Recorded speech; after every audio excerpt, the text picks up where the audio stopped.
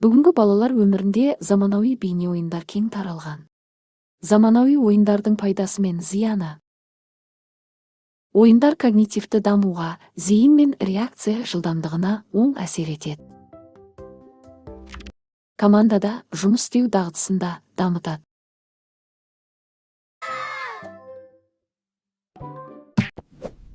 Бірақ шамадан тыс ойнау зиянды тәуелділікке әкелуі мүмкін.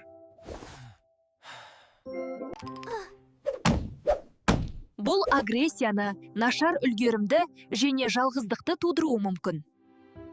Күн сайын экран алдында қозғалыссыз отыру баланың денсаулығына кері әсер етеді.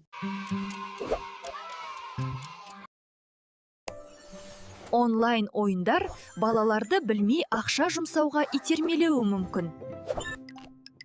Түнде ойнау ұйқыны бұзады және жүйке жүйесін әлсіретеді. Зерттеулер мен сауалнамалар балалардың күнделікті өміріне әртүрлі әсер ететінін көрсетеді. Мамандар экран алдында уақытты дұрыс реттеуді ұсынады. Теңгерімді болған кезде балалар онлайнда шынайы өмірде де өседі.